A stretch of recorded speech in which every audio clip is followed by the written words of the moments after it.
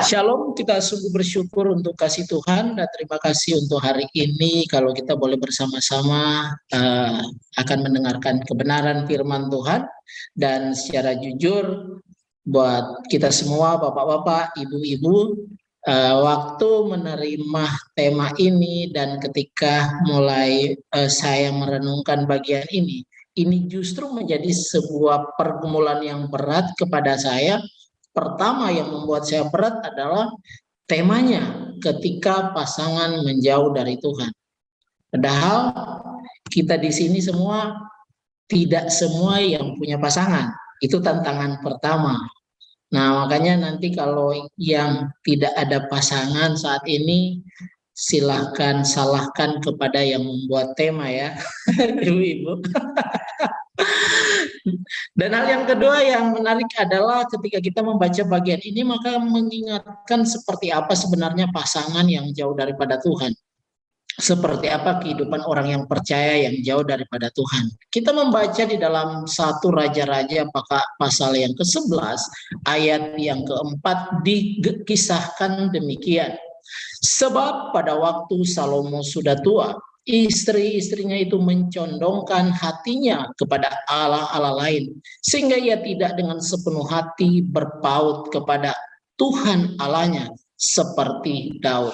Dari sini kita bisa melihat seperti apa firman Tuhan mengungkapkan tentang kehidupan Raja Salomo yang kita sendiri pasti sudah mengerti, sudah memahami akan bagian ini. Namun menjadi pertanyaan buat kita dari tema yang disampaikan, tema yang kita akan pelajari bersama-sama.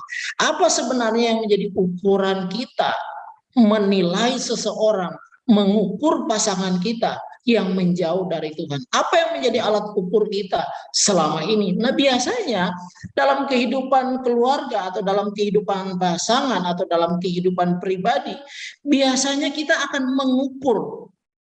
Pertama, kita mengukur seseorang yang menjauh dari Tuhan atau pasangan yang menjauh dari Tuhan itu, dia nggak suka ke gereja kok.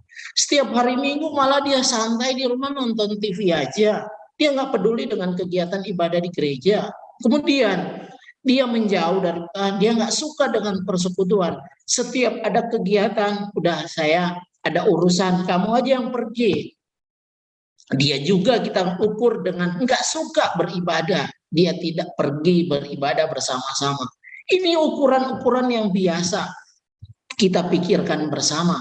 Kemudian, dia juga nggak suka ikut PA, dia nggak suka baca Alkitab, kemudian juga dia nggak suka berdoa di rumah atau bersama dengan keluarga. Maka tidak suka, tidak tertarik dengan yang urusan hal rohani. Cenderung pada umumnya kita akan mengatakan bahwa pasangan saya atau dia jauh dari Tuhan. Hidupnya memang jauh dari Tuhan. Nah, waktu kita mengukur ini biasanya juga ketika berada di rumah, kita menemukan orang yang dekat dengan kita, sifatnya mungkin kasar. Kita melihat, suami atau istri kok dia kasar sekali ya, ngomongnya kasar, kemudian pemarah, sedikit-sedikit marah, kemudian suka mendendam dengan orang yang berbuat salah mungkin kepada dia, terus menyalahkan, mendendam, dan pingin rasanya membalas. Kemudian kita juga melihat bahwa memperlakukan orang lain semena-mena dalam hidupnya. Apa yang dia mau itu yang dia lakukan. Menyukai dan mengambil milik orang lain. Itu biasanya kita ukur. Maka karakter kurang baik atau buruk ini cenderung kita akan mengatakan inilah sifat-sifat atau inilah ciri-ciri, inilah karakter atau standar orang-orang yang jauh dari Tuhan, yang menjauh dari Tuhan. Maka ketika kita melihat pasangan kita memiliki kriteria di atas, cenderung kita akan menyimpulkan pasangan kita dia jauh dari Tuhan. Itu biasa terjadi. Tetapi menjadi pertanyaan dan sekaligus menjadi perenungan buat kita semua di siang hari. Benarkah sifat sikap seperti itu yang kita lihat di dalam kehidupan pasangan kita, benarkah demikian bahwa dia menjauh dari Tuhan itu? Maka hati-hati kita sebagai ibu-ibu, bahkan bapak-bapak, hati-hati dalam menyimpulkan kehidupan orang lain. termasuk pasangan kita. Mengapa? Mari kita melihat. Jangan sampai pasangan kita tampak menjauh daripada Tuhan. Jangan sampai dia tidak mau beribadah. Jangan sampai dia tidak mau berdoa. Dia tidak mau ke gereja. Dia nggak mau mengikuti kegiatan rohani. Justru karena kesalahan kita. Dia tidak menemukan contoh yang baik dalam kehidupan kita. Dia tidak melihat perubahan yang terjadi dalam perilaku kita. Jangan sampai justru dia menemukan sebaliknya. Kok mama ke gereja, mama ikut ALF, tapi ngomongnya nggak pernah berubah. Jangan sampai justru itu yang terjadi. Ritual kerohanian terus diikuti, tetapi perubahan sikap tidak tampak di sana.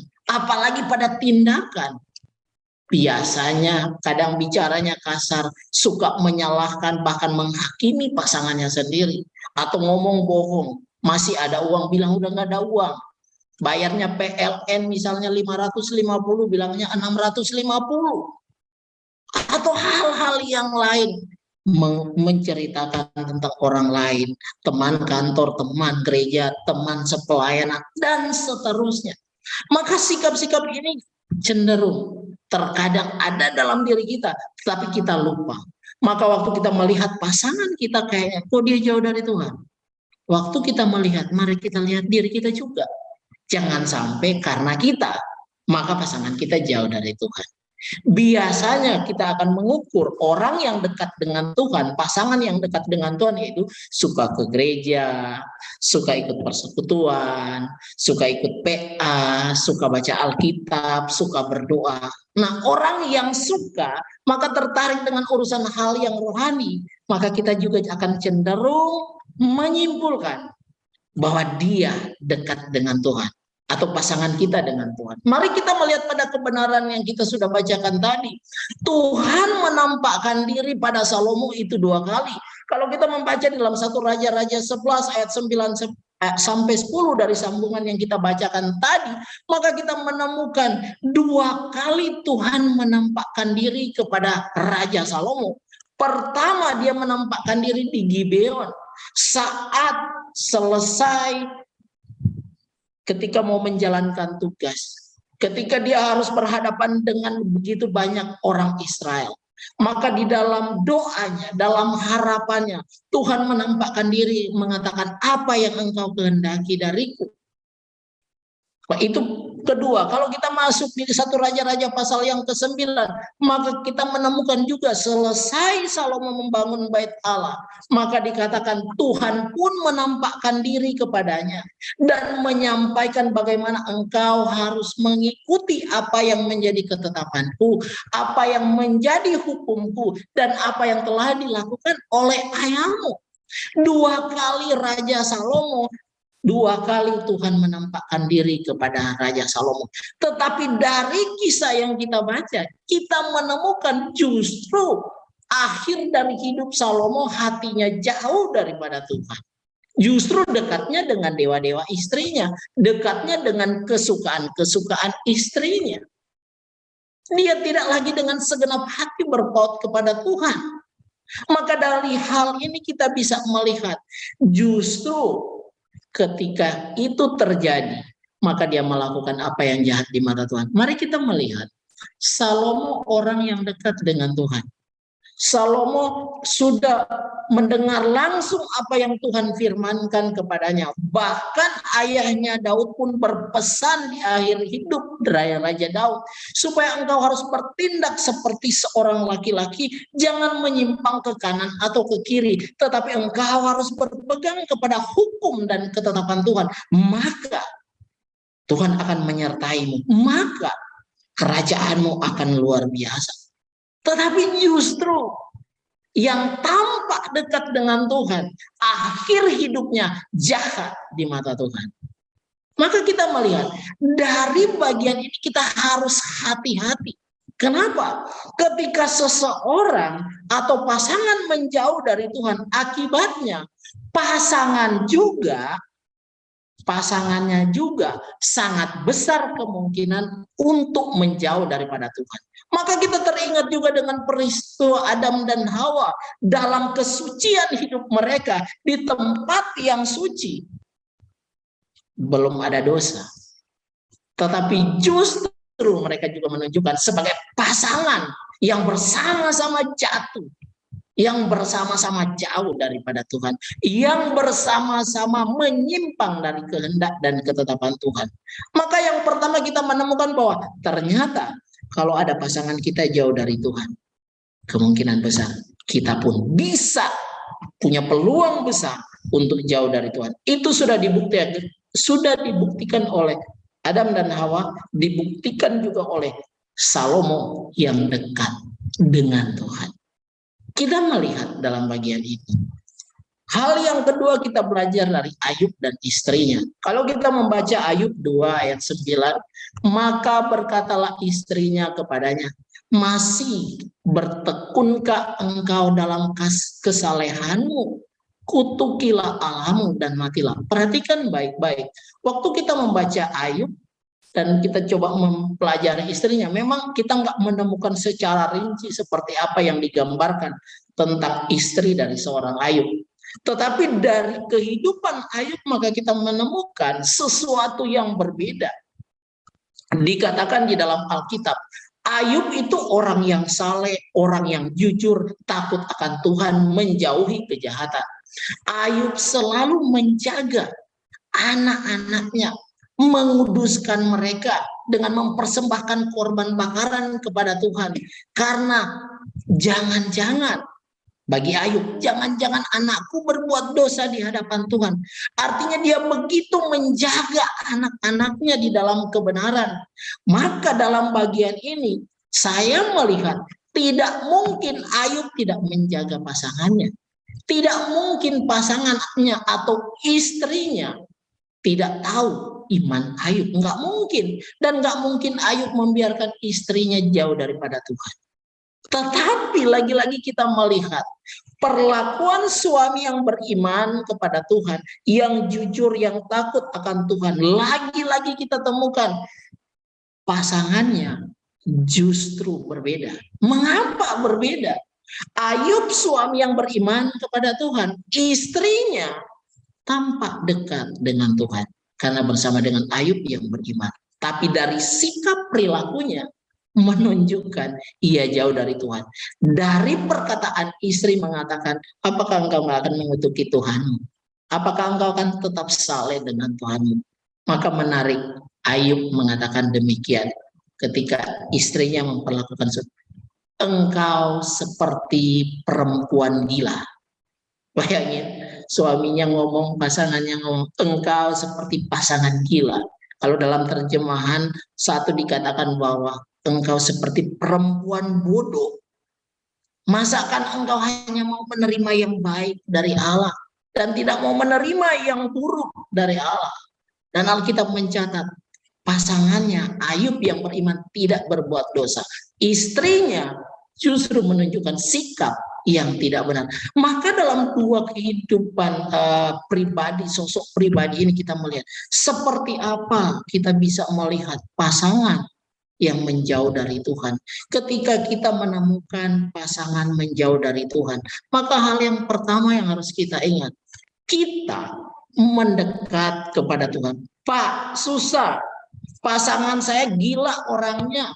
Pasangan saya orang yang keras, orang yang jahat, melakukan yang tidak baik di hadapan Tuhan, bahkan di hadapan saya. Pak, pasangan saya kasar. Pasangan saya justru suka merendahkan. Tetapi kita melihat justru kita dituntut mendekat kepada Tuhan. Bagaimana kita mendekat kepada Tuhan? Pasangan kita nggak dekat kepada Tuhan. Saya ingat ketika kami mau menikah, seorang hamba Tuhan mengingatkan bahwa sebagai suami istri yang akan masuk ke dalam pernikahan, maka dikatakan demikian.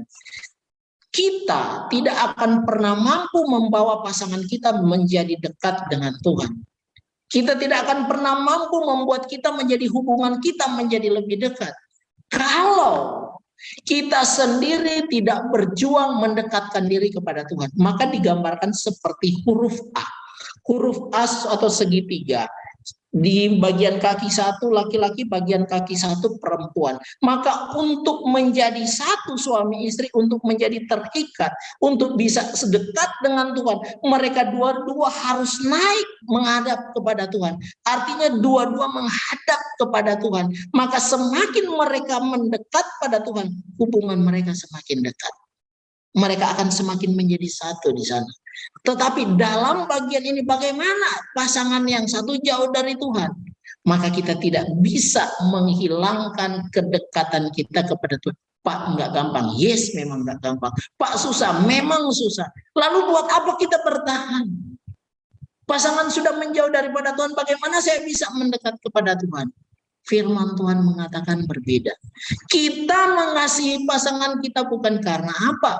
Bukan karena kita cuma berbicara cinta dan kasih sayang yang kita udah bangun selama ini. Tetapi ketika dia jauh daripada Tuhan, ketika mungkin dia menyakiti kita, ketika mungkin dia nggak menghargai kita, ketika mungkin kita pun menangisi karena dia semakin menjauh dari kebenaran.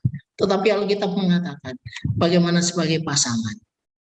Nggak peduli laki, nggak peduli perempuan, nggak peduli suami, nggak peduli istri.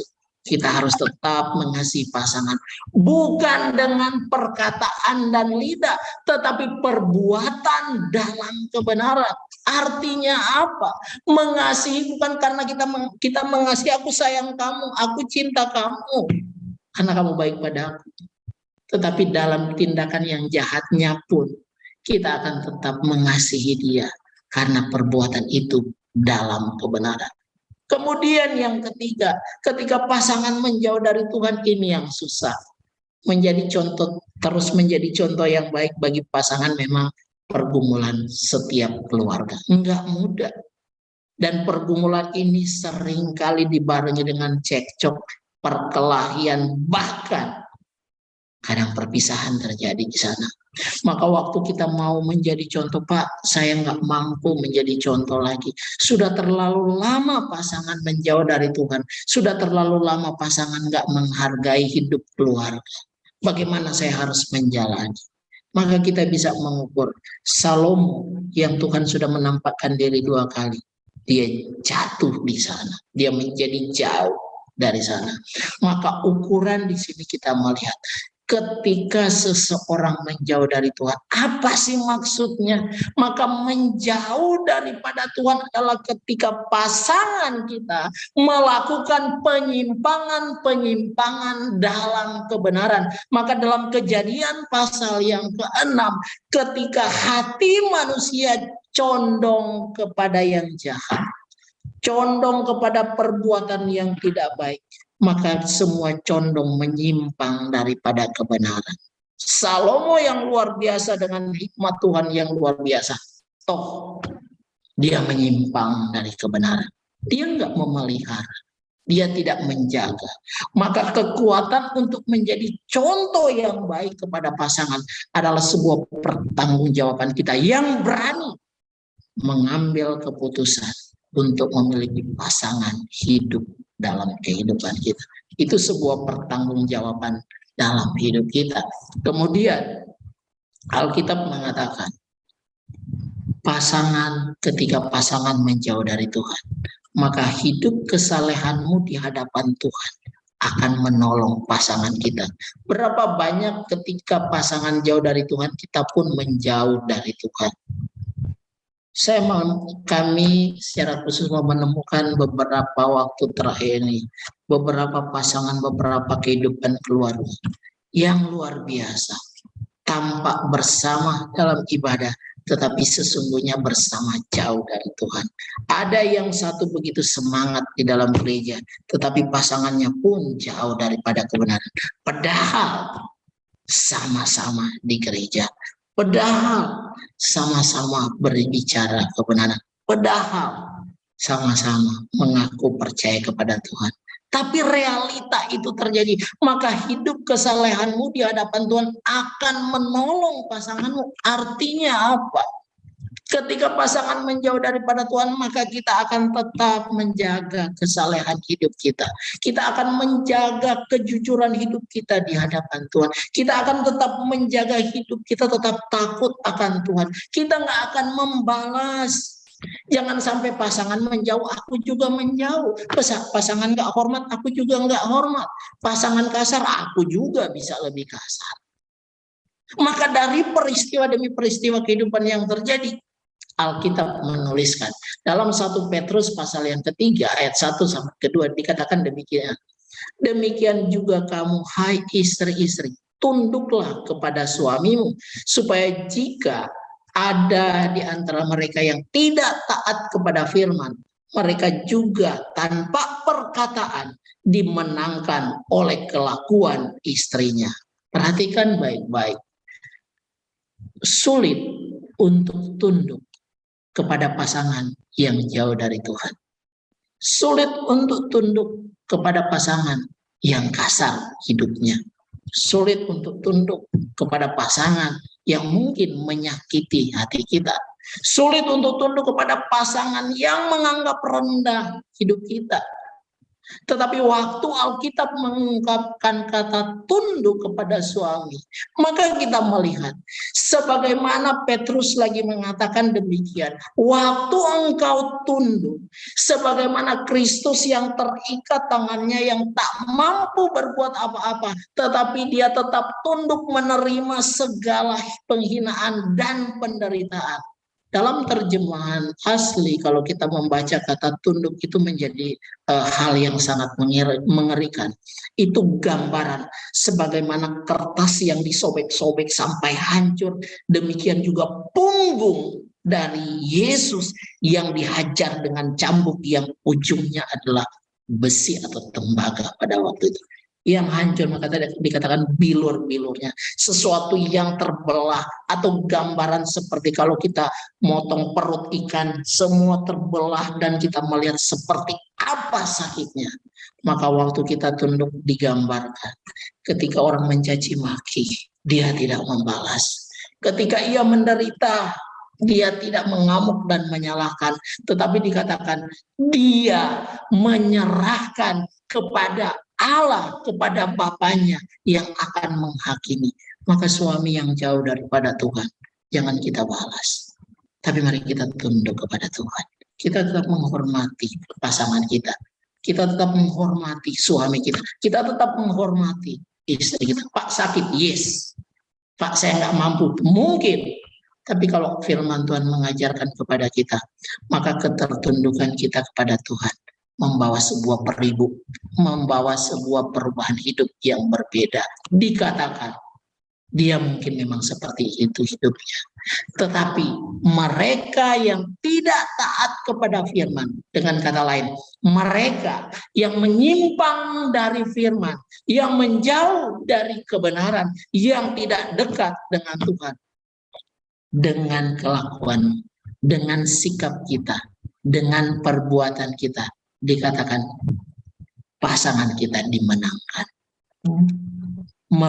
Jika mereka melihat murni dan salehnya hidup istrinya itu, maka dari sini kita bisa melihat betapa tidak mudahnya menghadapi situasi kehidupan di dalam keluarga, menghadapi pasangan, khususnya kita yang masih memiliki pasangan saat ini. Tetapi dari bagian kebenaran firman Tuhan ini mau mencerminkan yang paling penting, penyimpangan yang dilakukan oleh pasangan kita terhadap kebenaran firman Tuhan.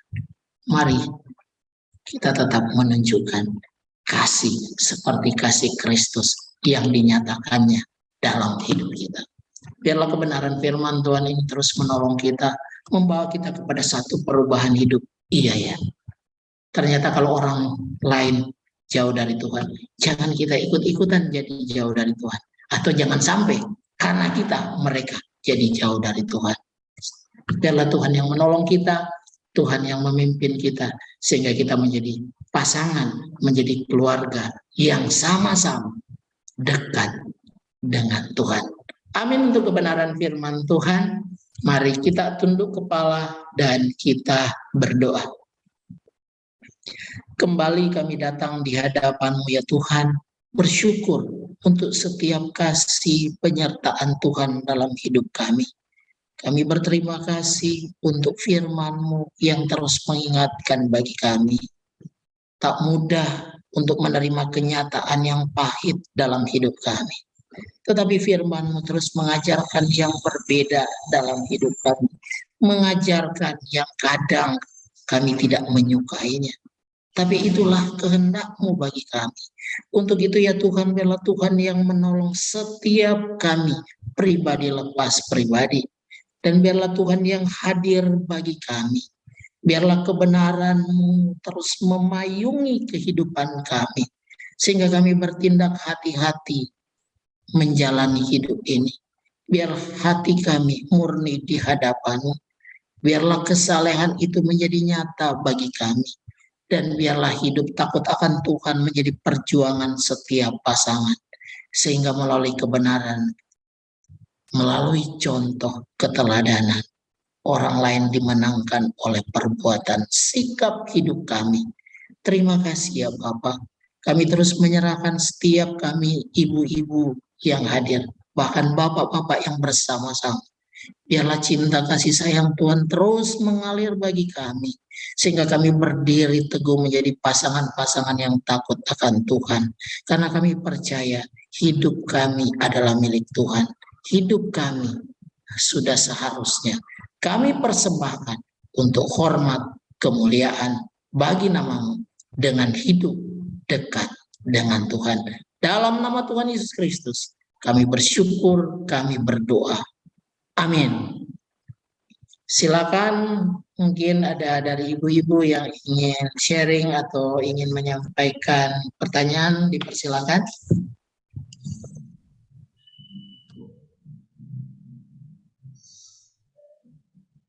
Ke bapak-bapak, biasa bapak-bapak cepat, tapi ini karena khusus ibu-ibu, ke ibu-ibu aja.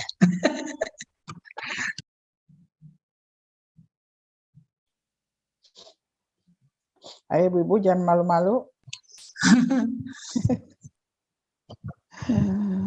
Berbagi, ayo. Silakan ibu-ibu kalau mau bertanya. Saya yakin nih ada yang mau nanya nih sebetulnya. Karena topiknya bagus ya.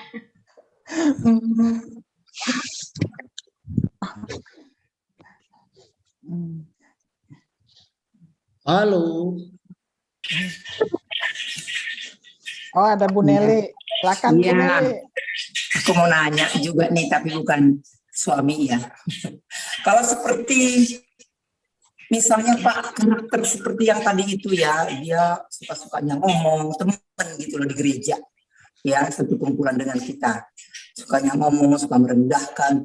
Tapi gimana cara kita? Kalau saya tegur mungkin dia akan jadi mundur. Tidak datang beribadah lagi.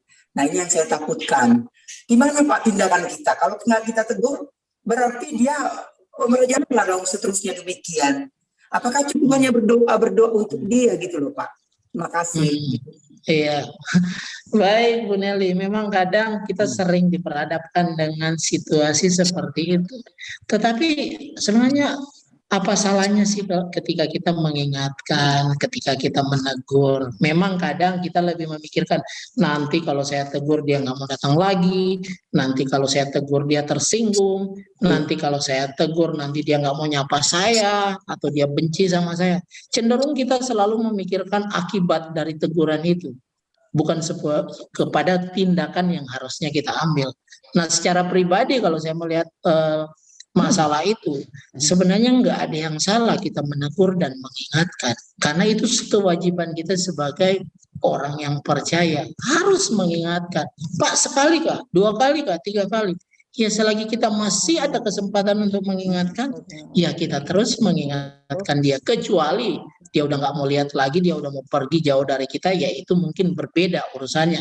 Tetapi selagi kita masih bertemu, jangan jemu-jemulah untuk terus berbuat baik, sekalipun mereka tidak baik terhadap kita. Seperti itu mungkin Ibu Nelly yang harus kita ingat. Oke, baik, makasih. Satu lagi bisa ya Pak? Ya. teman belum ada yang lagi mempersiapkan gitu loh. Nah, seperti tadi Pak, ini bukan lagi-lagi bukan pasangan saya, bukan, tapi dalam keluarga gitu ya Pak. Jadi seperti tadi suaminya itu arogan sekali, terus dia ya semena-mena lah, udah bertahan sampai berapa tahun gitu ya, berdoa terus berdoa, tapi nggak ada ininya, perubahannya. Nah, kira-kira salah nggak Pak kita sebagai orang tua? Artinya bukan menceraikan, tetapi kita tarik anak kita. Sudahlah, biar dia belajar sendiri dulu.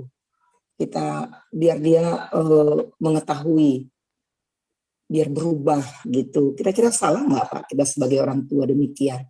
Terima kasih. Oke, baik. Memang ketika kita melihat orang lain, saudara kita atau anak kita dalam situasi seperti itu, kita pasti ibah dengan kehidupan keluarganya. Kita mungkin juga nggak tahan dengan perlakuan mungkin pasangannya terhadap orang yang dekat dengan kita.